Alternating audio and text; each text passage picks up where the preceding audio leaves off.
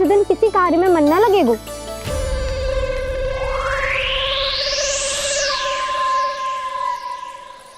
आप सब तो बातों में ही समय निकालो, मैं तो चली। कान्हा को निहारूंगी तभी शांति मिलेगी हृदय को। अरे ठहरो, हम सब भी चल रहे। रो गई।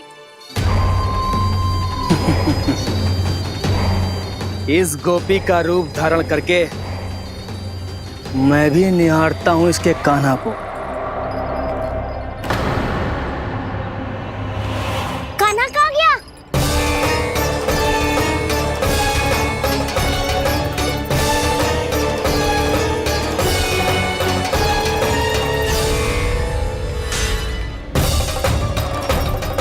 जानकी,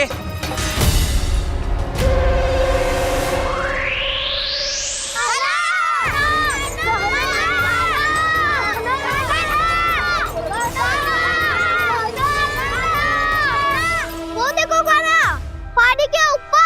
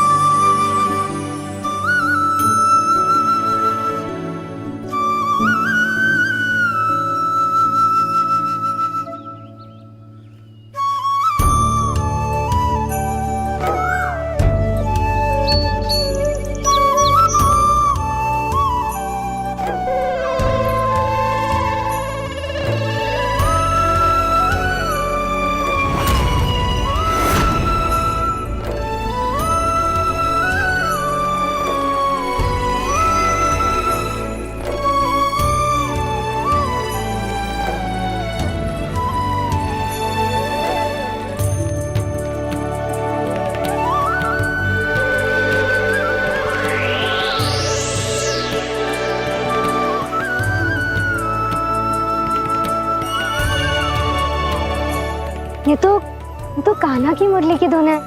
विलम्ब हो गयो है, वो तो वन में पहुंच भी गयो। बस करो मौसी, सुनने दो ना, कितनी मीठी धुन बजा रहे हो कान्हा। ये तो स्वयं ही मुझे बुला रहा है, अपना पता बता रहा है। अब तो इसके आखेट में और भी अधिक आनंद आएगा। अवश्य ही एक पाव पे तन के पूरे आत्मविश्वास के साथ त्रिभंग मुद्रा में मुरली बजा रहे होगो कान्हा।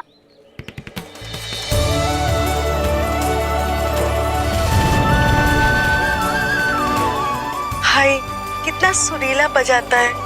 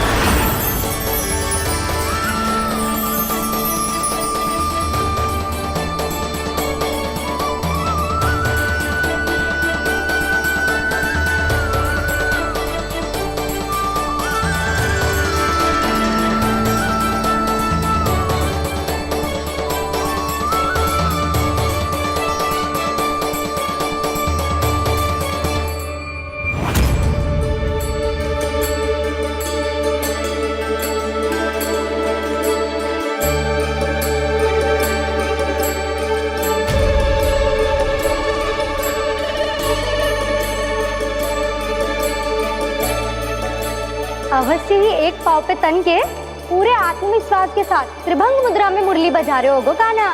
यहाँ तो सभी बालक एक पांव पर खड़े हैं, तो फिर इनमें से कृष्ण कौन है? अद्भुत प्रभु, जो छलिया सारे संसार को अपने छलावे में फंसाता है, आज आपने उसे ही फंसा दिया।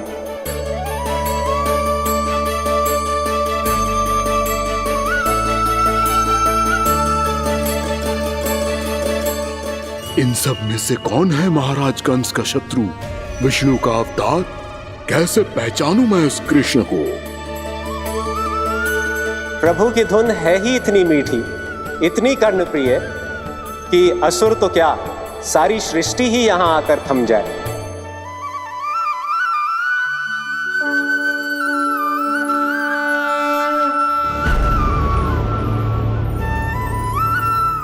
कहीं ये तो नहीं है वो मेरा शिकार, विष्णु अवतार?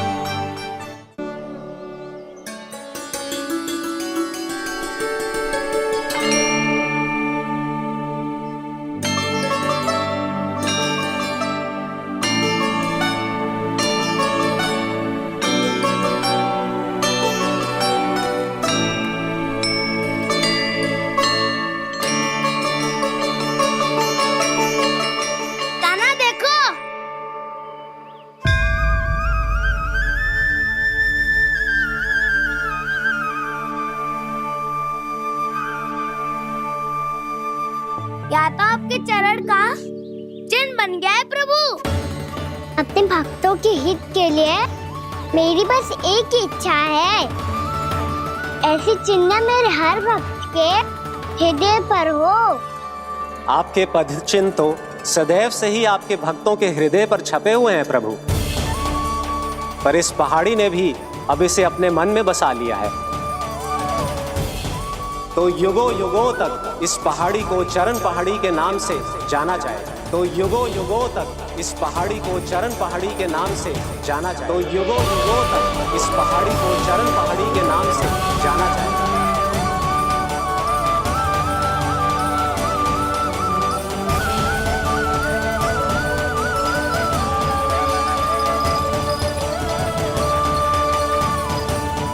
कान्हा, तो हमारे पास से वहाँ कैसे चले गए हो? हमें तो पता भी ना चलो। मैं कहीं ना गया था उज्जवल, और ना ही कहीं जाऊंगा। सदैव यही रहूंगा मैं, तुम सबके पास, तुम सबके मन में।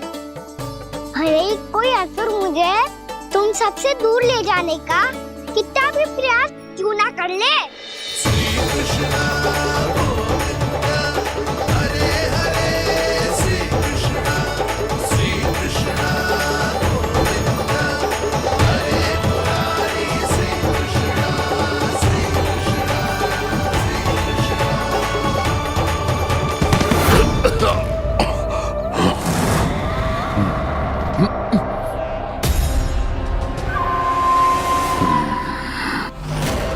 भले ही कितनी भी लीला क्यों न रच ले वो, आज उस छलिया कहलाने वाले विष्णु का सामना सच्चे छलिया से होगा।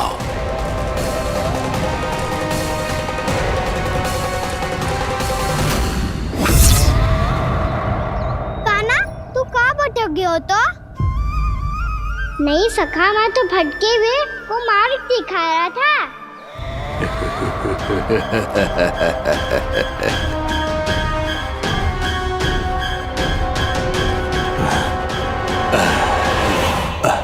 से कहीं मत चले जाइयो, बहुत कठिनाई से फिर से तेरा साथ मिलो है हमें। कान्हा तो इतने दिन बाद आए हो हैं, आज हम केवल गैया ना चराएंगे, कछु आनंद भी लेंगे आज। कैसो आनंद? मैंने मारा और गैया चरा के घर दूल्हे से पहले ही सीधे सीधे सब घर चलो। वैसे भी वन में बहुत भय लगता है मुझसे, क्योंकि किस बात का भय? इतनी शीघ्र बोल गए। अभी कुछ दिन पहले ही तो उस ससुर ने और देवता में कितने भीषण युद्ध हुआ था। हाँ, हम शीघ्र घर जाएंगे। अरे वसंता, वो युद्ध ना था, सब बड़े बड़े देवता हमारे सखा कान्हा को बचाने आए थे। तू ये सोच, जिसकी रक्षा सारे भगवान मिलके एक साथ करते हैं, वो कान्हा हमारे साथ है, तो फिर हमें कैसा भय? वो कान्हा हमारे साथ है, तो फिर हमें कैसा भय? तुम सब भी कौन सी बात लेकर बैठ गए हो? ये बताओ कि आज हम क्या खेलेंगे?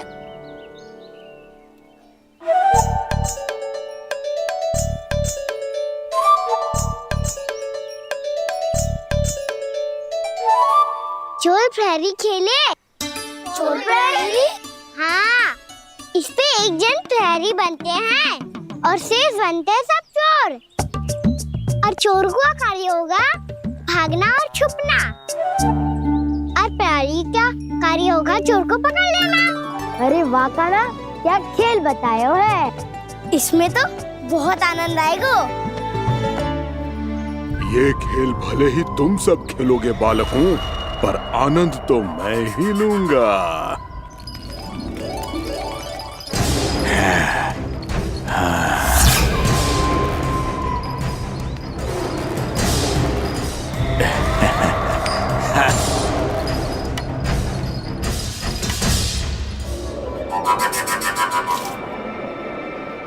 जी सिक्का।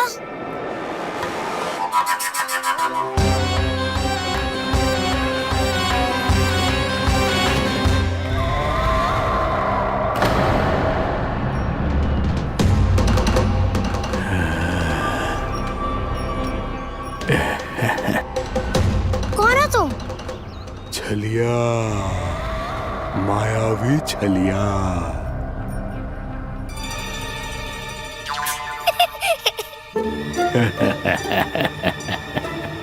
छलिया तो बहुत भयानक होता है, तुम्हारे जैसा थोड़ी दिखता है।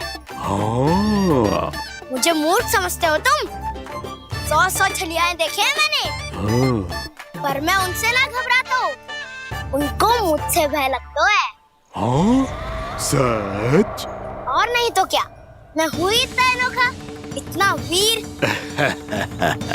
तुम्हें विश्वास ना हो रहा है तो चलो मेरे सखाओं से पूछ लो।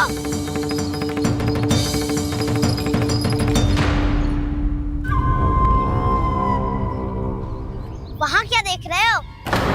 इधर देखो ज्वर।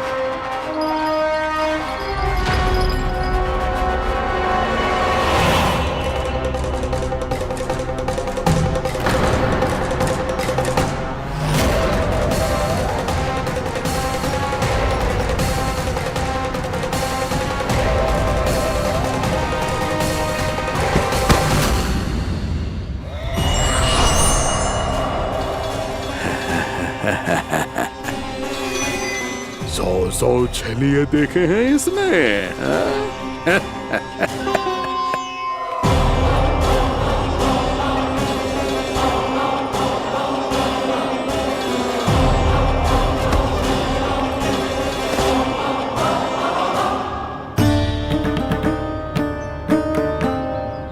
किसे देख रही हूँ कान्हा? उज्जवल को। कहाँ चले गया वो?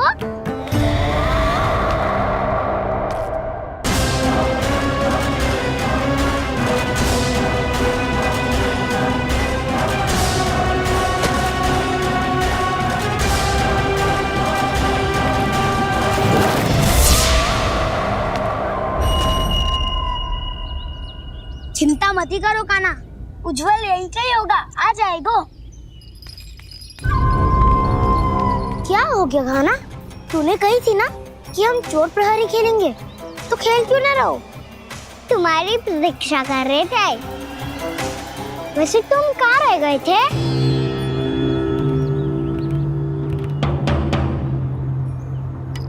वो ये देखो ना, मुझे क्या मिला?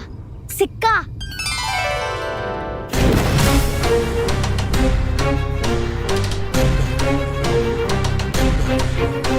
दीदी दिखा दिखा। ना ना, ऐसे ना।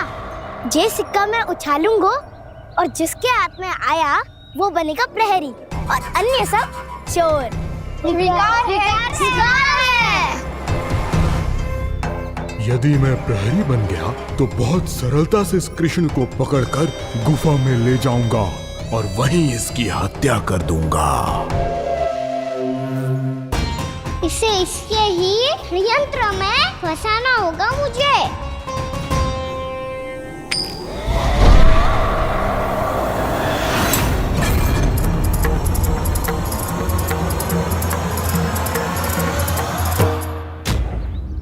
मैं प्रहरी, तुम सब चोर। कोई बात नहीं कृष्ण, अब इस उज्जवल की तरह पहले तुम्हारे सारे सखाओं को फंसाऊंगा मैं और फिर ले जाऊंगा तुम्हें।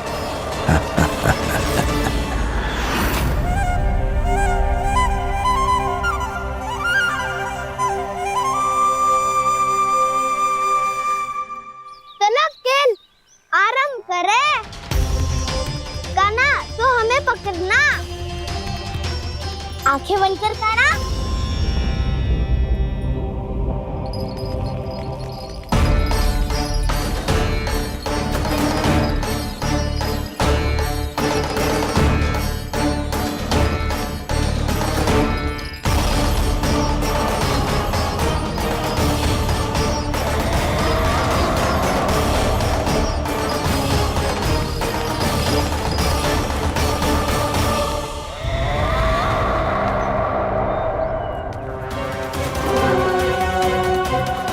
अकेला रह गया ये, अब फंस गया ये। सुबल।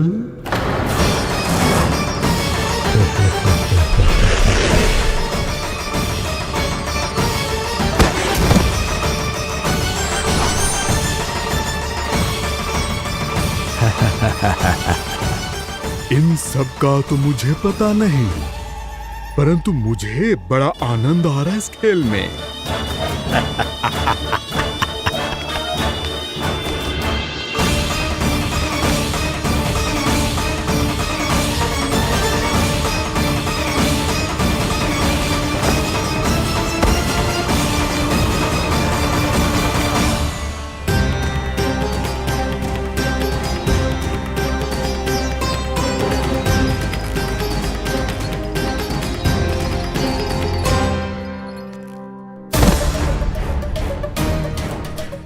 बसंता।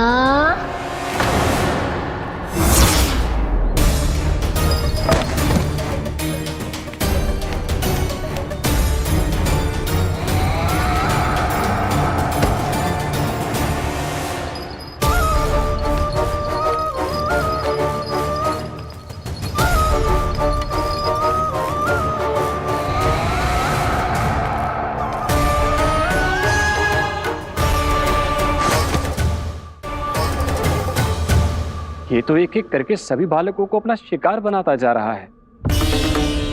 प्रभु ऐसा क्यों करने दे रहे हैं? प्रभु की हर लीला का कोई ना कोई उद्देश्य होता है। यदि वो इस असुर को इन निर्दोष बालकों पर अत्याचार करने से नहीं रोक रहे हैं तो इसका भी कोई ना कोई कारण अवश्य होगा।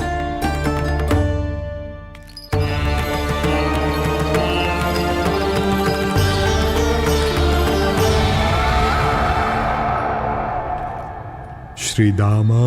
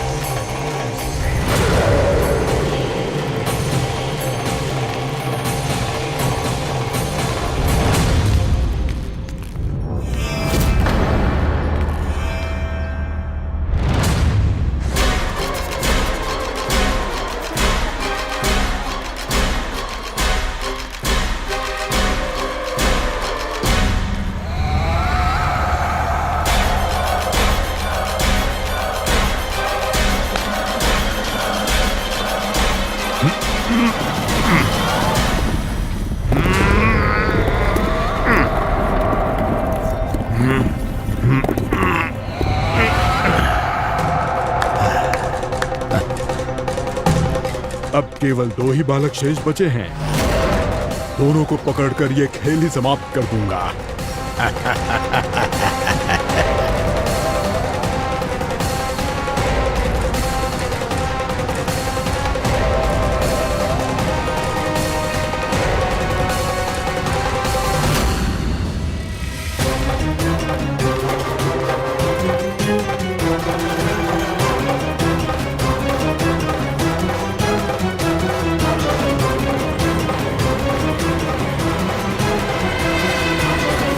ये तो छलिया है, मायावी छलिया। मेरे सभी सखाओं को शिकार बना लिया इसने। मैं इसे नहीं छोड़ूंगा। कान्हा, कान्हा,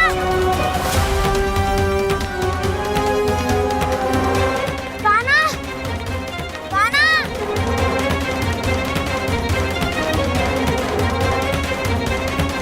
कान्हा, ताऊ,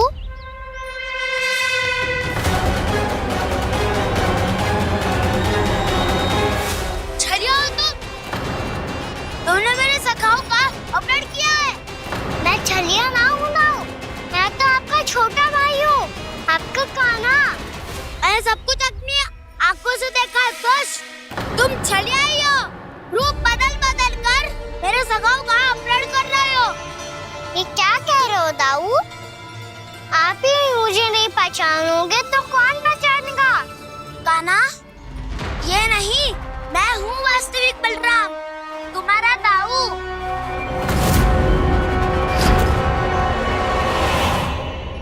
इसके भौकाल में मत आना कान्हा, ये चलिए।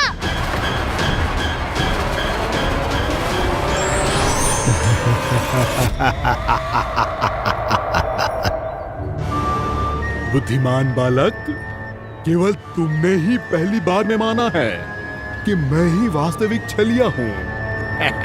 पर हम तुमसे भयभीत नहीं है दस। इसी क्षण हमारे सखाओं को मुक्त कर दो। अच्छा, यदि इतना ही क्रोध आ रहा है तो जाओ, छुड़ा लो अपने सखाओं को।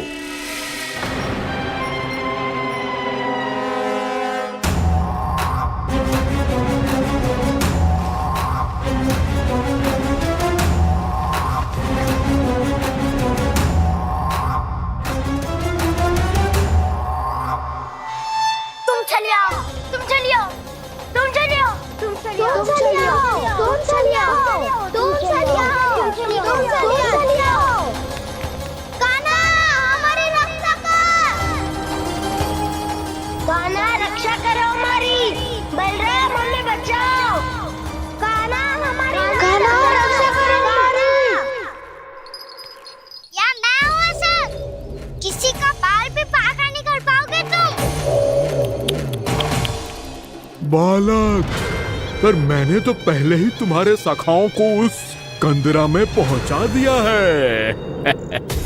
बेचारे इस समय घबरा के रो रहे होंगे, सहायता की भिक्षा मांग रहे होंगे। जानते हो तुम उन सबका अपहरण क्यों कर पाए? क्योंकि मैंने तुम्हें कर नहीं दिया, ताकि मुझे तुम्हारा सामना करने के लिए एकांत मिल सके। अच्छा। जाओ, आप जाके सखाओं को बचाओ। इस दुष्ट के लिए मैं पर्याप्त हूँ।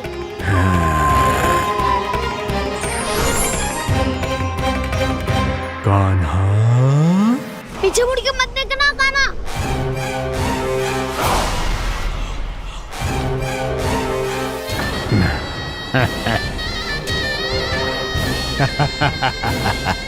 अपने सखाओं की तरह अब तुम भी फंस गए कृष्ण।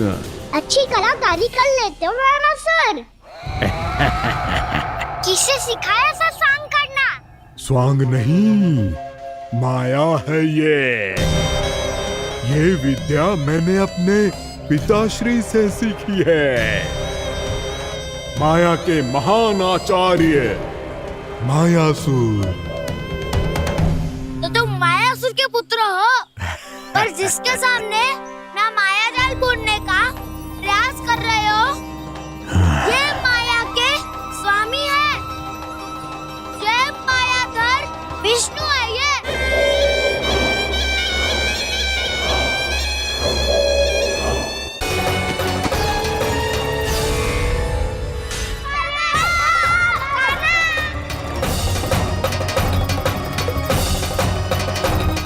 यदि तुम्हें लग रहा है कि मेरे छल के वार से बच गए हो तो मुझसे भी बच जाओगे। ये तुम्हारी सबसे बड़ी भूल है कृष्ण। मेरे पास बहुत सारे मायावी अस्त्र हैं जो क्षण भर में ही तुम्हें विष्णु लोक पहुंचा देंगे। तो फिर प्रतीक्षा क्यों कर रहे हो? बालक, मैं परिहास नहीं कर रहा हूँ। मुझे पता है, तभी तो कह रहा हूँ शीघ्र दिखाओ ना। मुझे तुम्हारे सारे मायावी अस्त्र देखने हैं। कैसे बालक हो तुम? मैं यहाँ खेल दिखाने नहीं आया हूँ। उस समय व्रत क्यों कर रहे हो ब्रह्मासुर? जो करने आए हो वो ही करो ना। अब देखो कैसे तुम्हारे प्राण एक ही वार में इस देह का साथ छोड़कर उड़ जाएंगे। मेरी मायावी अग्नि तुम्हारे भोले भाले से इस मुख को जलाकर भस्म कर देगी।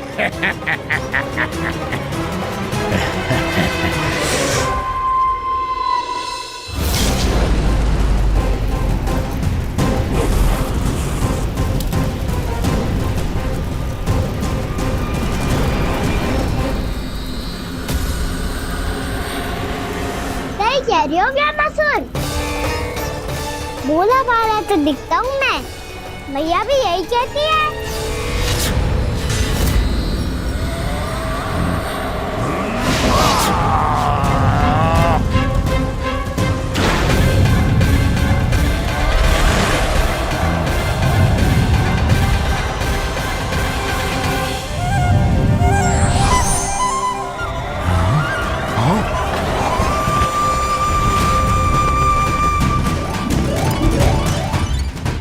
आसन को उपहार देने के लिए बहुत बहुत धन्यवाद ब्रह्मासुर।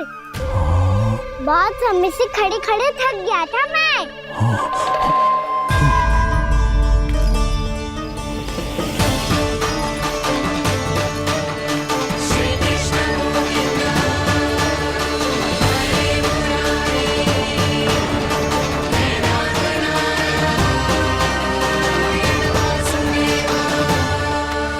अगला अस्त्र दिखाओ ना। तुम्हारी यही जिज्ञासा आज तुम्हारा अंत करने में सहायक बनेगी मूर्ख बालक।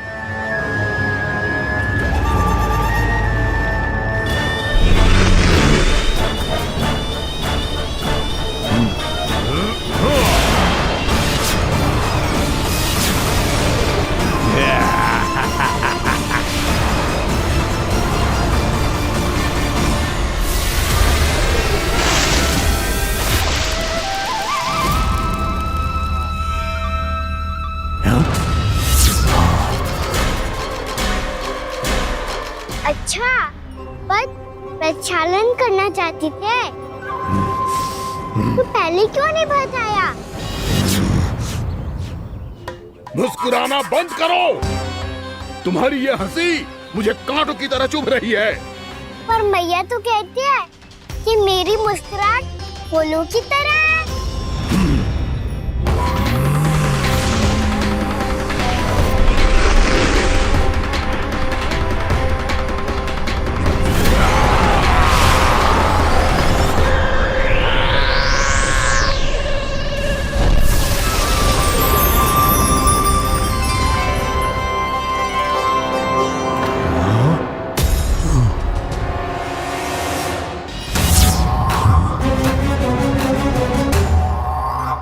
कहा था ना मेरी मुस्कुराहट बिल्कुल इन्हीं फूलों की तरह है।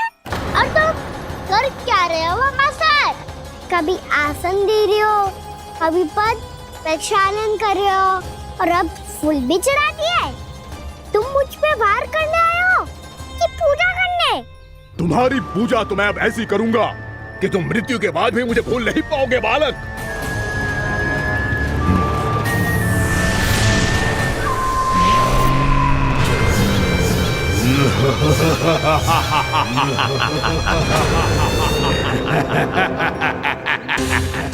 कान्हा, ये चट्टान तो मुझसे हिल ही ना रही।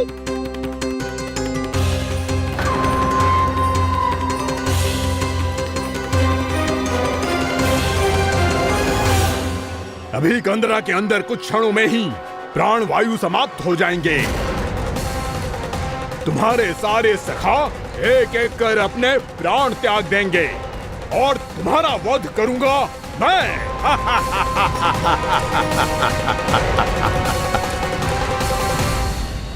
अरे सब जन बच के रहना। छलिया आया हुआ है वृंदावन में। अरे छलिया आ गया है। वृंदावन में मायावी छलिया। अरे क्या हुआ? कौन छलिया? मायावी छलिया, सबको छलता है वो। हाँ, कुछ भी कर सके है वो। बहुत भयानक। अरे भानु ठहर जरा, क्या हुआ? बहुत भयानक है वो, बच के रहना सब लोग। अरे भेष बदल ले तो है वो। हाँ। क्या हुआ? छलिया है वो। अरे पूरी बात तो बताओ। रानी भाभी, रानी भाभी, कान्हा घर पर ही है ना? ऐसे भड़बड़ा क्यों रहे हो? कोई भूत देख लियो है क्या? भूत ना भाभी, छलिया से भेंट हो गई। सच्ची का मायावी छलिया है भाभी। क्या उल्टा सीधा बोले जा रहे हो? ठीक से बताओ। अब बोलो भी। वो कान्हा के पीछे पड़ो है वो। मेरे लल्ला के पीछे? हाँ रानी भाभी, हमारे अचेत होने से पहले हमने उसे ये कहते सुना था कि वो वृंदावन आने वाला है कान्हा से मिलने। हे नारायण, मेरे कान्हा की रक्षा करना। जसोदा जी, मायावी छलिए से बचना बालकों के बस की बात ना है। जीजी, बालक वन में अकेले हैं।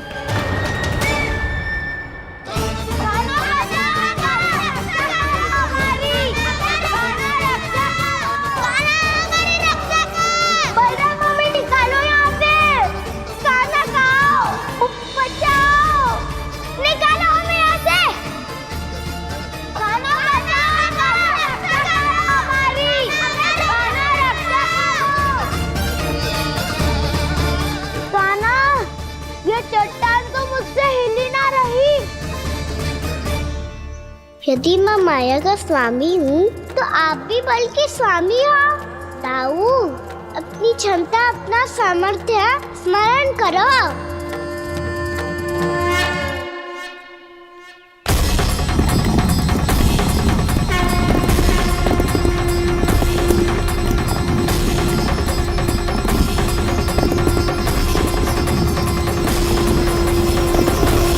इससे पहले कि वो कंदरा का द्वार खोल के तुम्हारे सखाओं को बाहर निकाले, मैं तुम्हारे प्राण ले लूंगा कृष्ण।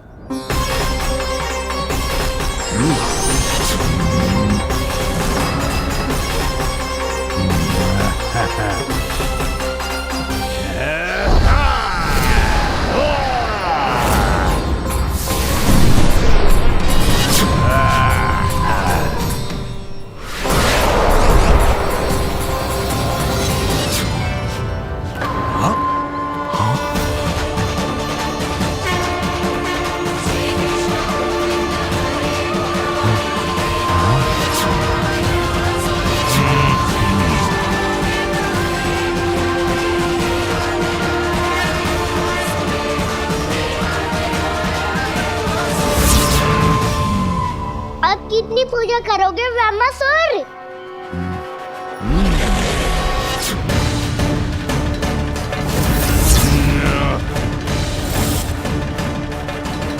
प्रभु तो खेल खिला रहे हैं इससे, और ये खेले जा रहा है विवश होकर, उनकी माया से बाध्य होकर।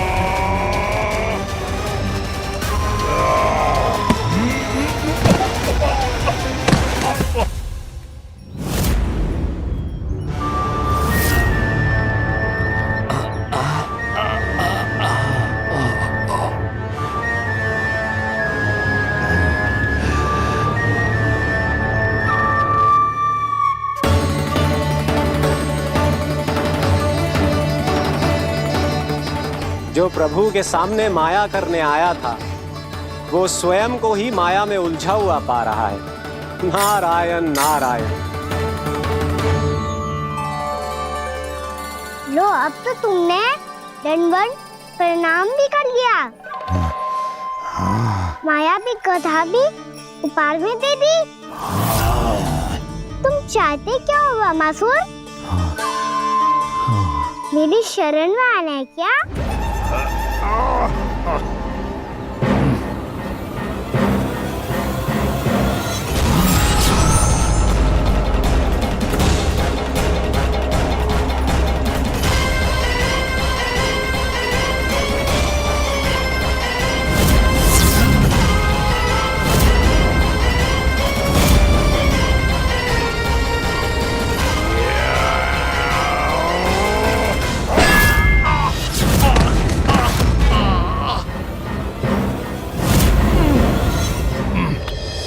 सोच विचार का समय ना है हमारे पास।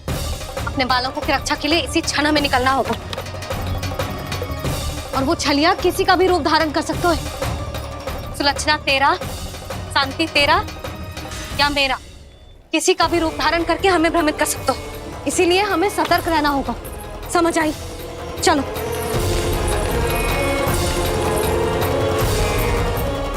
अभी भी समय है वामासुर, समय लाओ। यदि मैया आ गई तो बात गड़बड़ हो जाएगी।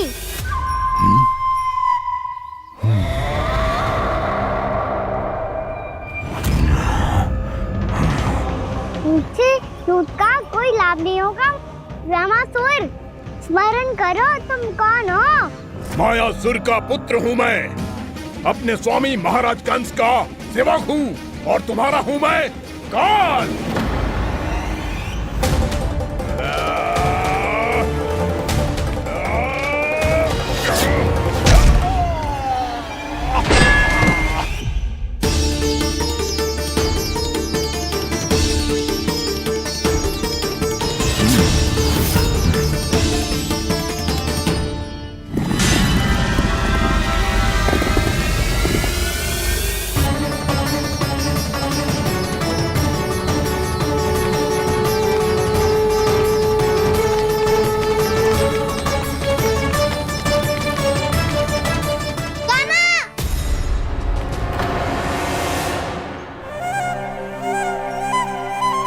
बाबा कहते हैं दुष्टों को पहले बातों से समझाना चाहिए, फिर भी ना माने तो अस्त्र ना उठाना दृढ़ता होती है।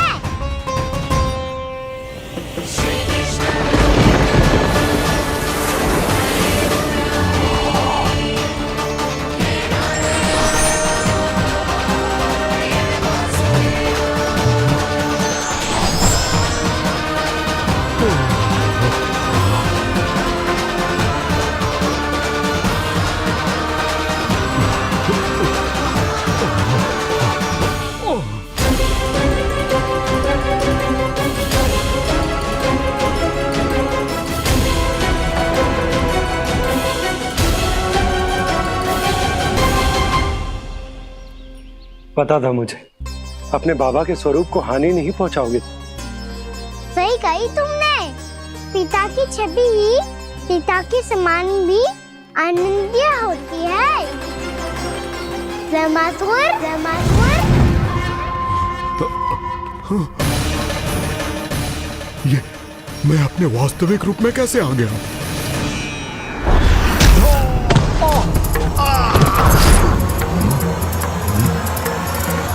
मेरे बाबा का स्वरूप नहीं लेना चाहिए था तुम्हें।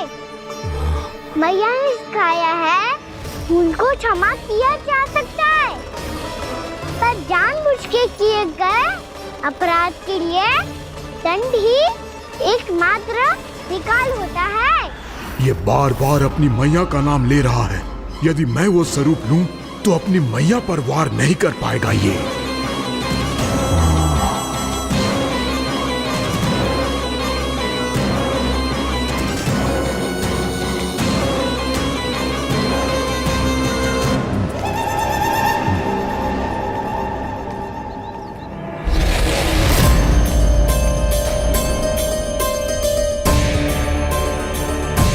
लल्ला, मैं तेरी मैया हूँ, अपनी मैया को मारेगा? बच गया। समझाया था पर तुमने एक बार फिर से मूर्खता कर ही दी। इस पर तुमने पहले से भी बड़ी और पहले से भी भयंकर भूल किया वैमासुर।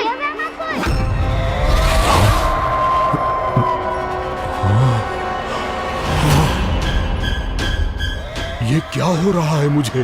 बार बार मेरा रूप क्यों बदल रहा है?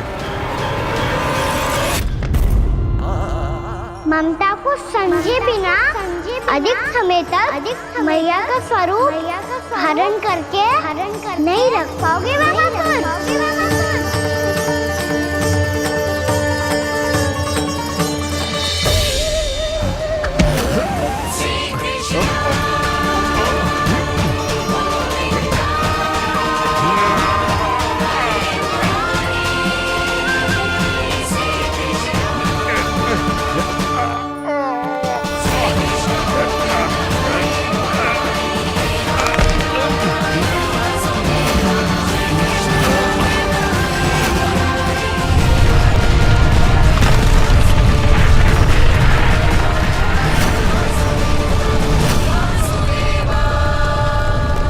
प्रभु के क्रोध से धरती भी कांपने लगी है।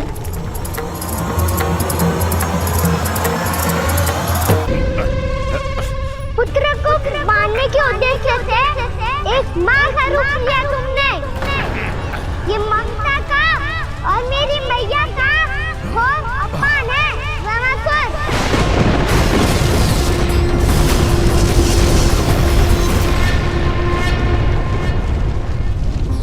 इससे पहले इस असुर के कारण निर्दोष प्राणियों का कोई अहित हो, मुझे कुछ करना होगा। यदि मैं माया का स्वामी हूँ तो आप भी बल के स्वामी हो। दाऊ, अपनी क्षमता अपना सामर्थ्य स्मरण करो।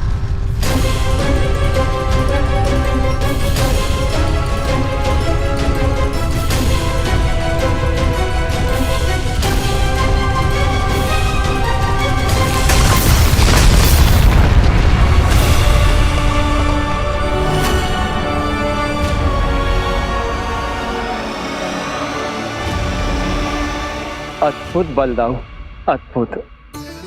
अपने बल का उचित प्रयोग करके आपने प्राणियों को हानि होने से बचा लिया और ये भी सिद्ध कर दिया कि इस युग में आपसे अधिक बलवान और कोई नहीं होगा। आज से आप बलदेव के नाम से भी जाने जाएंगे। आज से आप बलदेव के नाम से भी जाने जाएंगे। आपके चरणों का ये चिन्ह युगों युगों तक आपके बल की कथा कहता रहेगा। बलराम का चरण चिन्ह।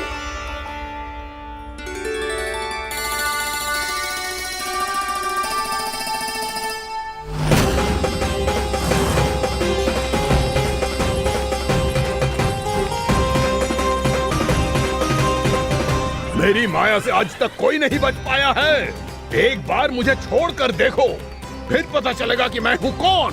पहले ये तो देख लो कि मैं कौन हूँ।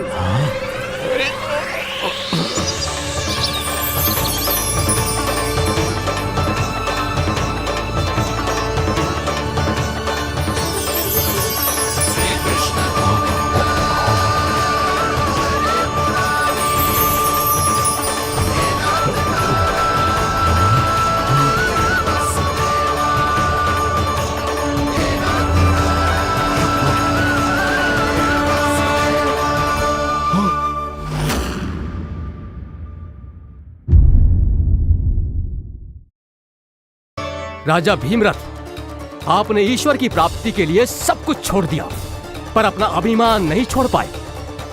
इसीलिए मेरे आगमन पर सम्मान के साथ खड़ा होना तो दूर, मेरा अभिवादन भी नहीं किया। अभिमान तपस्वी का गुण नहीं होता है राजन, अभिमान राक्षसी गुण है। इसलिए मैं आपको श्राप देता हूं कि आप अगले जन्म में एक राक्षस के रूप में जन्म लेंगे, एक राक्षस के रूप में जन्म लेंगे। मुझे क्षमा कर दीजिए महर्षि। मैंने जानबूझकर आपका अपमान नहीं किया है। मैं तो यहाँ पर शांति की खोज में आया था। अपने भीतर के संसार में गहरे सोच विचार में डूबा हुआ था मैं। मुझे क्षमा कर दीजिए महर्षि, मुझे क्षमा कर दीजिए। अपनी भूल का आभास प्रायश्चित की ओर पहला पग होता है। मैं अपना श्राप तो वापस नहीं ले सकता, परंतु आपको एक वचन अवश्य दे सकता हूं। जब भी प्रभु नारायण का अवतार होगा, आपको उचित समय पे वो वरदान देंगे जिसकी आप लंबे समय से प्रतीक्षा कर रहे हैं।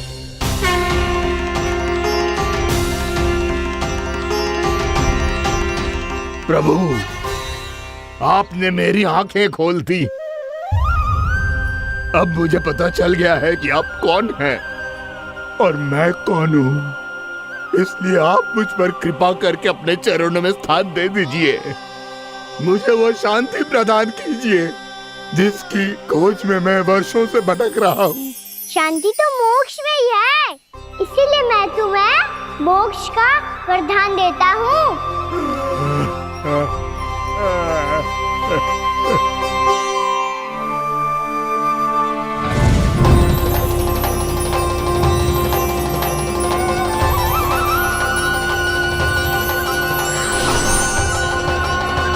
प्रभु की ये लीला सदैव स्मरण रखी जाएगी। इस स्थान को इनका आशीर्वाद मिलेगा और इस कंदरा को व्योमासुर की कंदरा के रूप में पहचाना जाएगा। भविष्य में अनेक ऋषि मुनियों की शरण स्थली बनेगी ये कंदरा।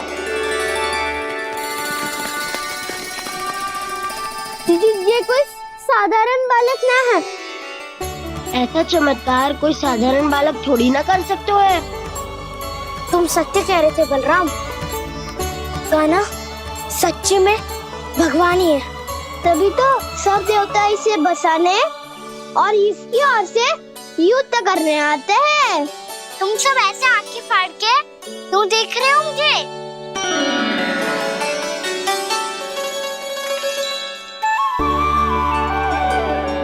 बलराम, तुम बलवान हो और कान्हा भगवान है। दूर दूर तक कोई दिखाई ना दे रहा है। ना जाने किस हाल में होंगे बालक। कहीं हम ही तो मार्ग ना भटक गए शीघ्रता के चक्कर में। अब तो एक पग भी ना चलो जा रहे हो। जल, किसी के पास जल है क्या? कंठ तो मेरा भी सूख रहा है मौसी। भाभी, निकट ही जमुना जी है, कहूँ तो वहाँ से जल ले आओ। मैं भी जा रही हूँ भाभी, एक से भले दो। हाँ चल, शीघ्रता से आओ। हाँ।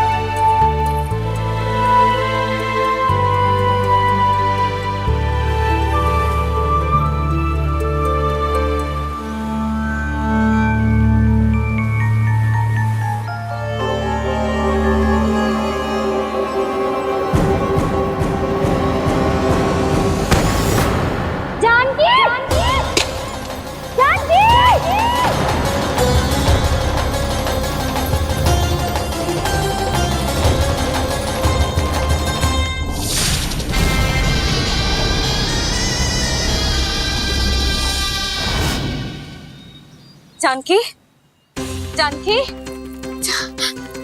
क्या होगा इसे? देखो ना जी, अब छलिया की सूचना मिलते ही हम सब बालकों को ढूंढने चली गई और ढूंढते ढूंढते सबको बहुत प्यास लगी आई जी। तो जानकी जमुना जी की नदी से जल लेने गई और उसने जमुना जी का पानी पिया और उसकी जेदशा हो गई। बालक कहाँ है? वो ठीक तो है ना? ऊपर ऊपर से सब ठीक है, पर भीतर से बहुत भयभीत है सब। जानकी तो बिल्कुल नीली पड़ गया है। लग तो है विष फैल गया है इसको पूरे तन में। मथुरा के सर्वश्रेष्ठ विदेह जी को बुलाए गए हैं उसके उपचार के लिए। जैसे ही इसने जल को मुंह से लगाया, ये गिर पड़ी चटपटाने का अवसर भी ना मिलो। हाँ वैद्य जी, और निकटी मृत पशु भी पड़े हुए थे। हाँ, मैंने भी अस्थियां देखी थी। इसका तो यही अर्थ हो सकता है कि समस्या वहाँ के जल में ही हो। वैद्य जी, आप रोगी की नाड़ी पे ध्यान दो ना। जे गोपिया क्या कह रही है उसे सुनने की आवश्यकता ना है। जब तक विष के कारण का पता नहीं चल जाता, हम उपचार कैसे कर सकते हैं रानी जी? जी, वो निकट ही यमुना जी में एक विशेष क्षेत्र है।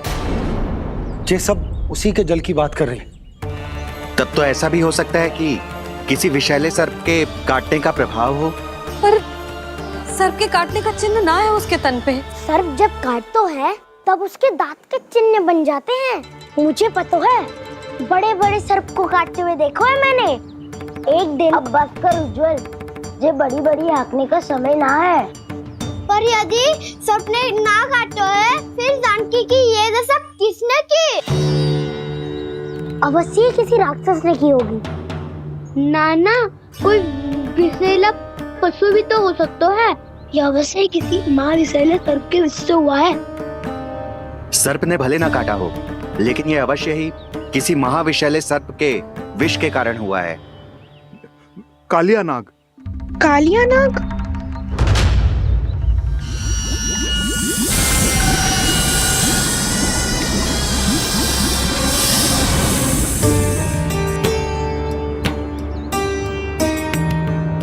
संकेतों से तो ऐसा लगता है कि जानकी ने कालिया नाग के क्षेत्र के विशाल जल पी लियो है। कालिया नाग एक लोक श्रुति है, कल्पना में गढ़ी हुई एक कथा, और कछु न है। हमें जाके पता लगाना पड़ेगा। पर हमें वहां जाने से मना किया है ना बड़ों ने। उज्जवल सही कह रहे हो है। इस समय जानकी के स्वास्थ्य से अधिक महत्वपूर्ण और कछु ना है। जानकी हमारे लिए ही जलाने गई थी जी। ना मैं उसे जाने देती ना जैसा वो तो। वैद्य जी, आप शीघ्र कछु करो, कैसे भी कछु भी करो, पर इसके प्राण बचा लो। यशोदा, धैर्य रखो, श्री नारायण पर विश्वास रखो, वो सब ठीक कर देंगे।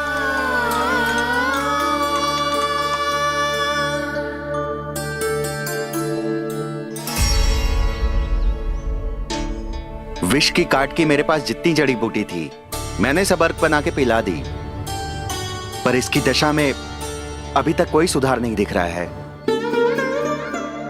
यह अंतिम जड़ी बूटी है। अगर इससे भी चमत्कार नहीं हुआ तो फिर जो नारायण की इच्छा।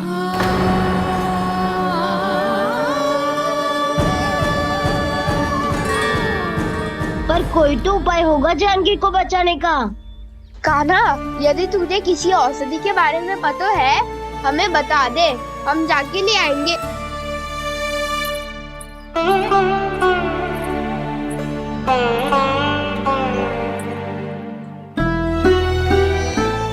हे नारायण, हे प्रभु, मेरी जानकी के प्राण बचा ले प्रभु।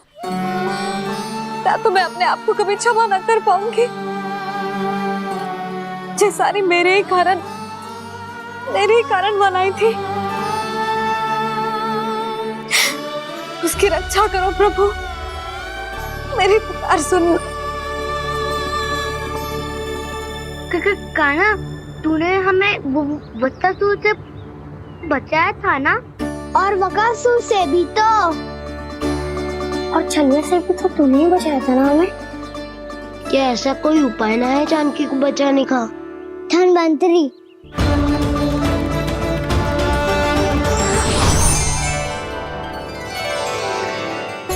मैं आ गया हूं प्रभु, चिंता मत कीजिए, आपके आदेश का पालन अवश्य होगा। यशोदा मैया,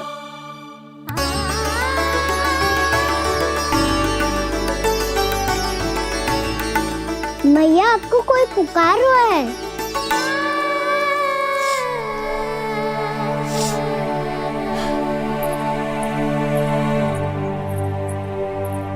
चिंता मत करो मैया, अब धन्वंतरी जी आ गए हैं और सब संभाल लेंगे। धन्वंतरी जी कौन है? जिन्होंने संसार का आयुर्वेद दिया, आरोग्य के देवता, वे श्री नारायण के अवतार।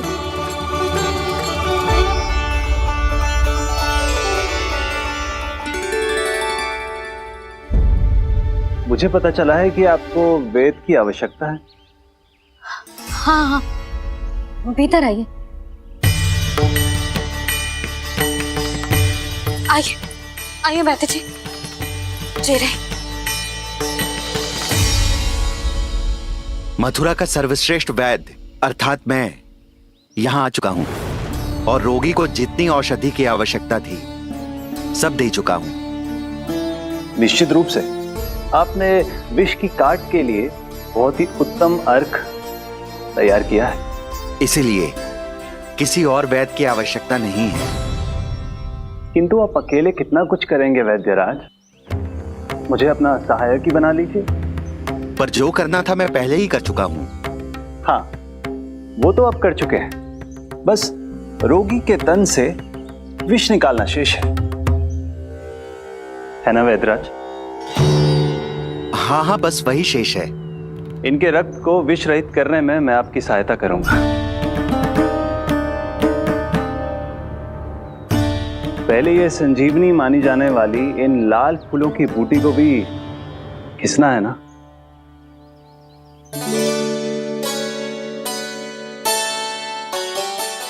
हाँ हाँ, तुम सही कह रहे हो।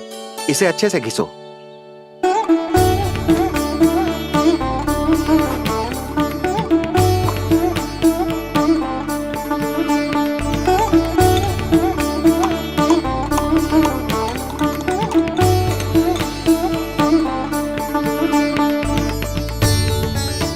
और ये नीले फूलों को भी तो मिलाना है ना? हाँ हाँ, अच्छे सहायक बन सकते हो तुम। ऐसे ही श्रम करते रहो।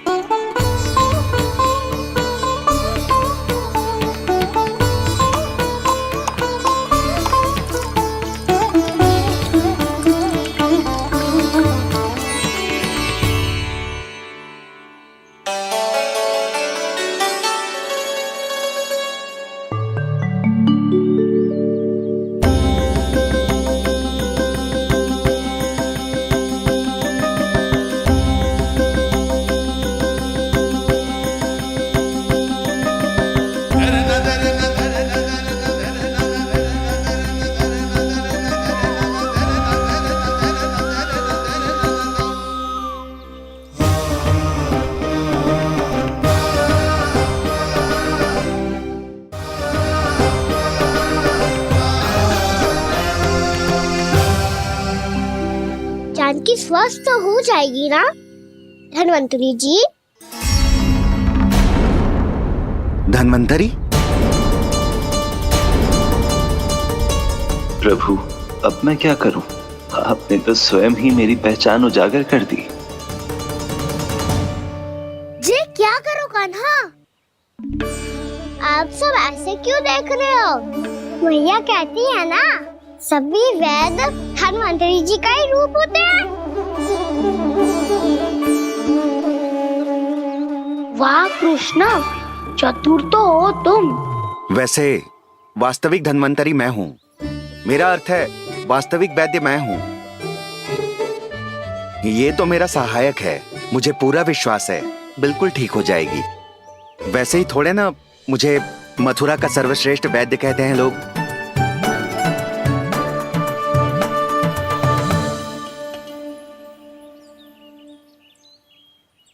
जसोदा भाभी, जसोदा जी, जानकी को चेतना आ गई। जानकी, जानकी, जानकी, तू ठीक है ना? क्षमा करना भाभी, मैं आपके लिए जल ना ला पाई। बस बहुत भूख लगी है। मैं अभी कछु लाती हूँ। जानकी माखन खाओगी?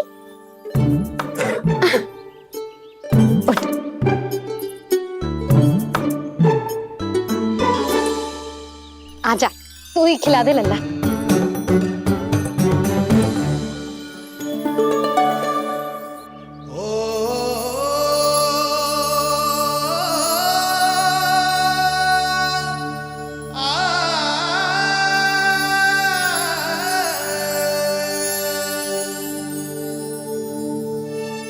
तुम सब मेरे लल्ला को माखन चोर कहती हो ना, आज देखो अपना ही माखन जानकी को खिला रहे है।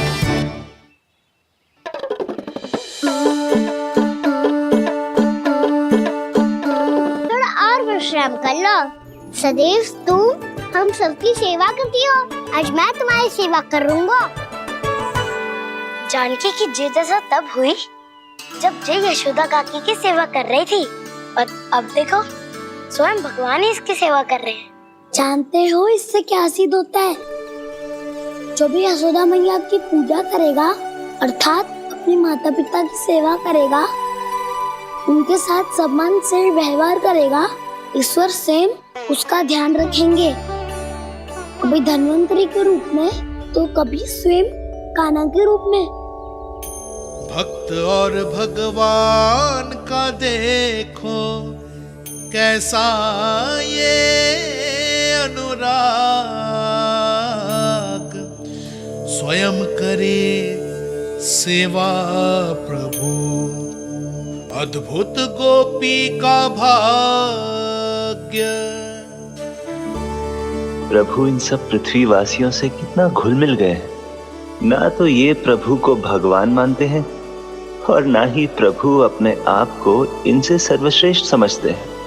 अपने आचरण से ये सिद्ध कर रहे हैं कि ये सभी में हैं और सभी इनका ही अंश है।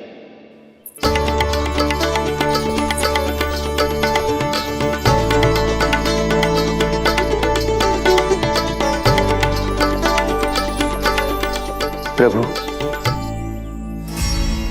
अब मुझे जाने की आज्ञा दीजिए।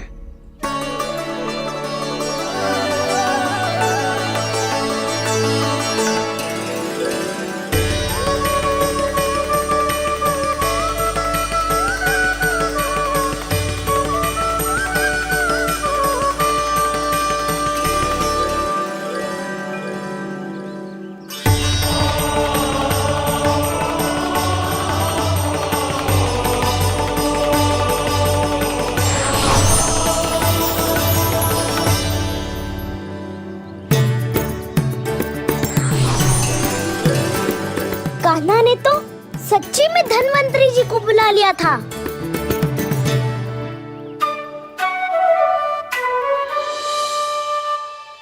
जब से कान्हा का जन्म हुआ है ना, मैं तब से देख रही हूँ, तब से हम पे कोई भी संकट आती है ना, तो अचानक से कोई अपरिचित हमारी सहायता करने आ जाता है, और जाते समय कान्हा की आज्ञा लेके जाते है, और कभी कभी तो इसे प्रभु बोल के जाते है। बाबा संभालो।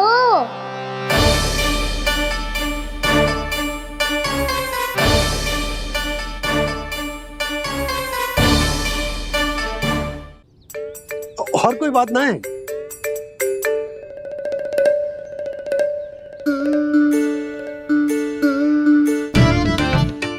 अब जे मेरे लल्ला को ऐसे क्यों घूर रहे हैं? बुरी दृष्टि लगाएंगे क्या? वैद्यराज जी, आपके सहायक तो गए, अब आप यहाँ क्यों? वो क्या है ना, मैं अपने रोगी का निरीक्षण करके पूरी तरह से संतुष्ट होकर ही जाता हूँ।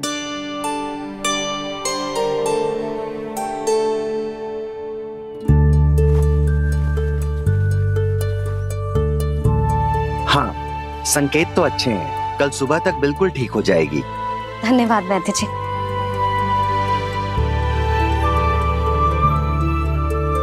बस तो फिर हम कल पकड़न पकड़ाई खेलेंगे जानकी।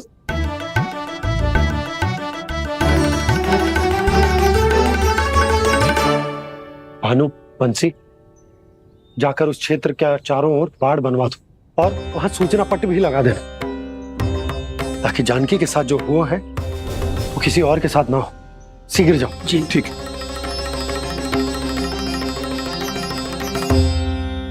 बाढ़ और सूचना पट लगवाने से समस्या का समाधान नहीं होगा बाबा। निर्दोष पशु सूचना पट देखकर भी कुछ समझ नहीं पाएंगे।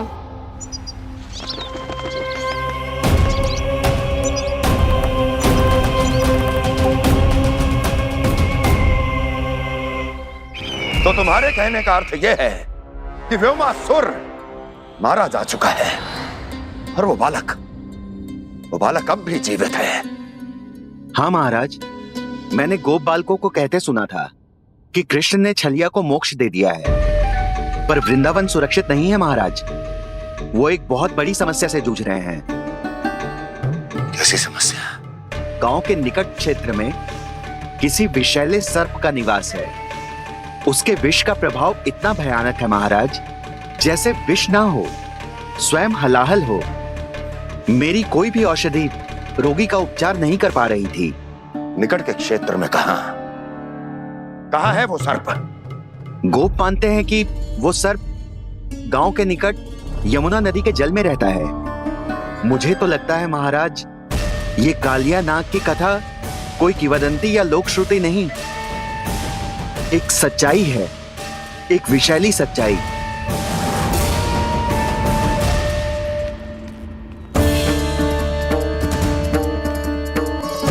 कालिया का सामना करने का समय आ गया है, पर उससे पहले मुझे बुलाना होगा उन्हें।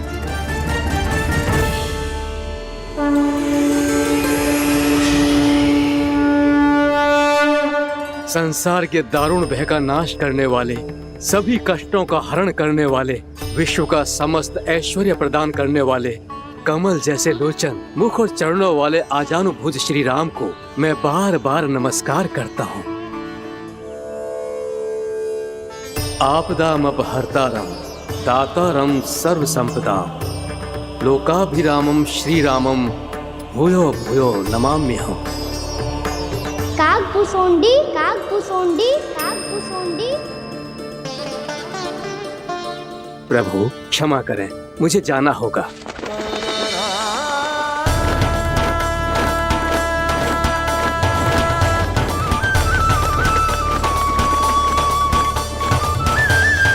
प्रणाम प्रभु। अनेक बार मैं आपके दर्शनों के लिए आया प्रभु। कभी नंद भवन के झरोखों से आपके दर्शन करके चला जाता था, तो कभी दूर किसी वृक्ष की आड़ से आपको निहार लिया करता था। आज आपने स्वयं मुझे बुलाकर धन्य कर दिया प्रभु।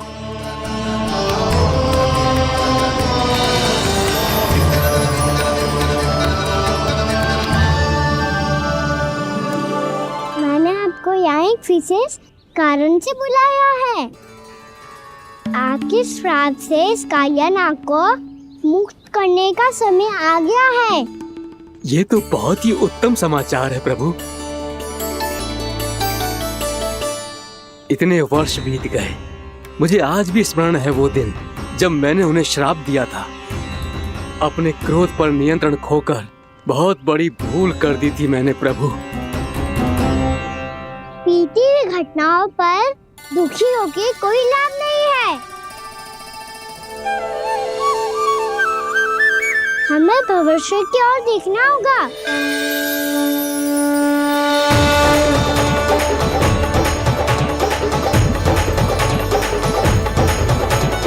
आदेश कीजिए प्रभु, क्या आज्ञा है आपकी? जब मैं कालिया नाग का सामना करने जाऊं, तो आप यही रहेगा। आपको अपने आप पता चल जाएगा कि कब क्या करना है। और हाँ, लौटते जाते समय नारद मुनि से कहेगा, वो आकर मुझसे भेंट करे। अवश्य प्रभु, प्रणाम। क्या इसने सच्ची में देवर्षि नारद को बुलाया है? नारायण नारायण। आपको संदेश भेजने की आवश्यकता नहीं थी। आप स्मरण करते और मैं चला आता। तुम्हारा कल्याण हो नारद।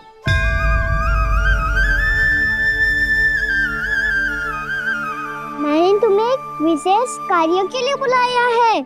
आज्ञा दीजिए प्रभु। तुम्हें एक बात फिर कंस से भेंट करनी होगी।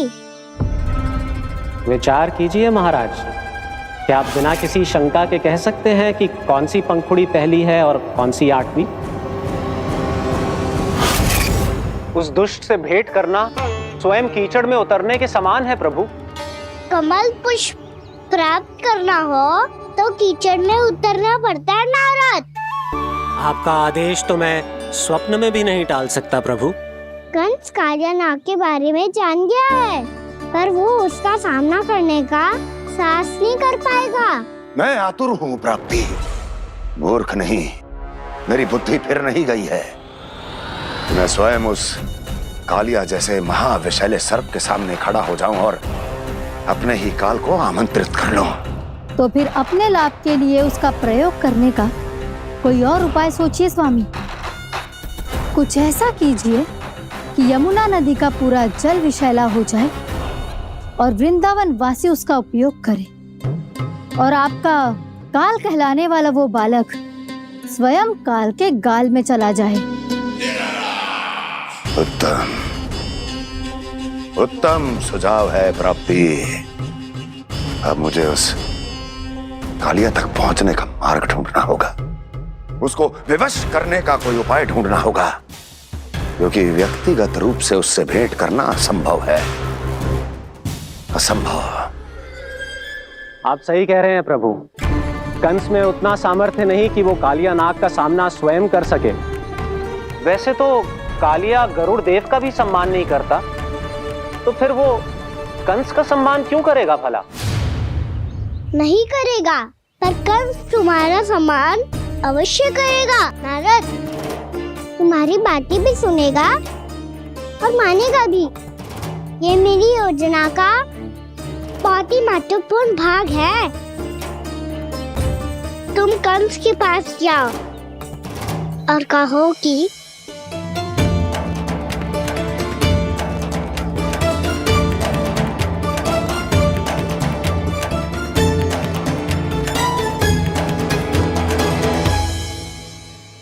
संतान अपने माता पिता को तीर्थ का सौभाग्य दिलाती, और मेरा लल्ला कितना महान कि उसने हमारे घर को ही तीर्थ बना दिया। ऐसा तीर्थ जहां मेरी आंखों के सामने भक्त और भगवान का मिलन हो रहा है। जो आज्ञा प्रभु।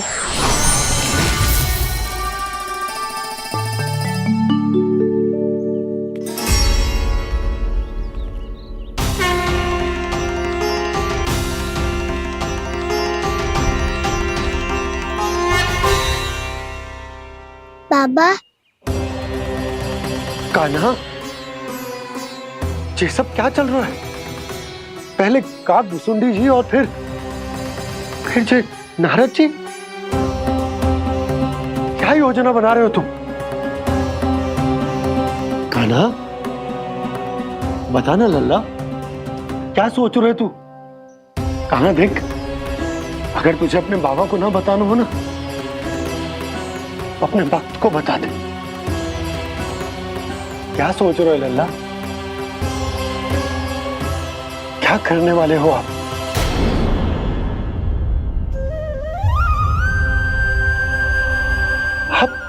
आप इतने दुखी क्यों हो? कान्हा, कान्हा, क्या होगा? क्योंकि मुझे आभास हो गया है बाबा, समय आने वाला है। कौन सा समय आने वाला है लल्ला? शीघ्र सब कुछ बदलने वाला है। भैया को मेरा सत्य पता चल जाएगा बाबा।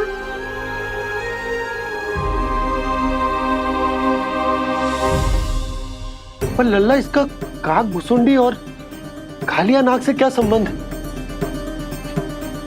ऐसा क्या हुआ था और क्या होने वाला है?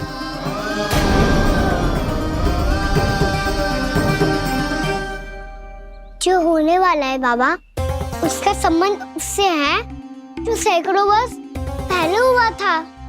महर्षि भृगु के एक वंशज थे वेद शिरोमणि, जो विंध्याचल की पहाड़ियों में साधना कर रहे थे, तभी वहाँ अश्वसीरा नाम के एक दूसरे मुनि आमंत्रण के बिना ही आ गए। कितना सुंदर और शांतिपूर्ण आश्रम है। यहाँ प्रभु की साधना करने में बहुत आनंद आएगा। शीघ्र ही अश्वसीरा मुनि उपस्थिति के कारण होने वाले व्यवधान से बाध्य होकर वेदसीरा मुनि ने अपनी आंखें खोली। कौन हो तुम और यहाँ क्या कर रहे हो? आपके आश्रम में बहुत शांति है मुनिवर। साधना करने के लिए बहुत ही उत्तम स्थान है ये।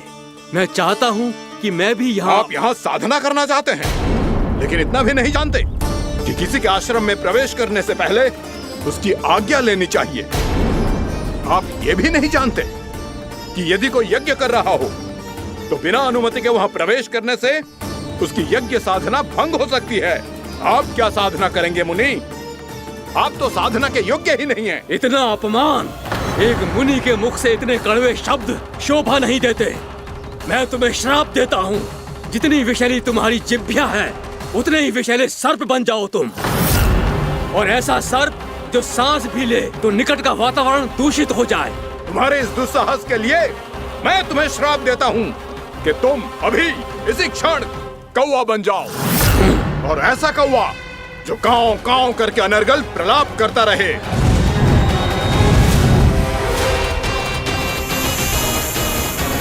ये मैंने क्या किया? ये मैंने क्या किया? क्रोध के कारण दोनों ने एक दूसरे को श्राप दे दिया। पर दोनों ही मेरे भक्त थे, और भगवान होकर मैं अपने भक्तों को इतनी कठिनाई में कैसे देख सकता था। इसीलिए जिस संकट में उन दोनों ने अपने आप को फंसा लिया था, उसका समाधान करने में मैं उनके पास गया। देखिए ना प्रभु, ये क्या हो गया हमसे? हमारी रक्षा कीजिए प्रभु, मार्ग दिखाइए हमें। क्रोध पर